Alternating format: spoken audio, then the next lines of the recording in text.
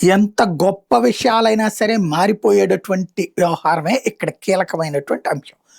ప్రతి చిన్న అంశాన్ని పెద్దదిగా చేయడం, పెద్ద అంశాన్ని చిన్నదిగా చేయటం అనేటటువంటిది అంతర్జాతీయంగా జరిగే ఒక కుట్రపూరితమైనటువంటి విధానం. వాళ్ళకి కావాల్సినప్పుడు ఎక్స్‌పోజ్ చేస్తారు, అవసరం లేదన్నప్పుడు డౌన్ ప్లే చేసేస్తుంటారు. ఇప్పుడు భారతదేశానికి సంబంధించి టెస్లా వాడు వాళ్ళ కార్లు తెచ్చిపెట్టాడు.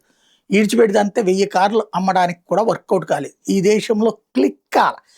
ఎలన్ మాస్క్ గొప్పోడే, ట్విట్టర్ అధినేతే, టెస్లా ఆడి చేతిలో ఉంది, స్పేస్ ఎక్స్ ఆడి చేతిలో ఉంది. ఇంత పెట్టుకుని కూడా వాళ్ళ వల్ల కాల. ఎందుకంటే నువ్వు ఎంత గొప్పోడివైనా సరే నాకు కంఫర్టబుల్ లేనటువంటి వాహనం నేనెందుకు వాడతాను?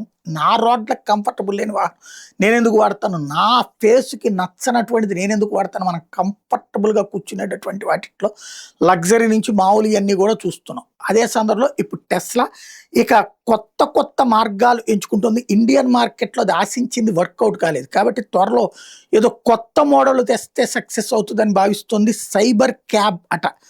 ఇది తాజాగా లైన్‌లోకి తీసుకొస్తుందట. అది ఎంతవరకు సక్సెస్ అవుతుందో చూడాలి.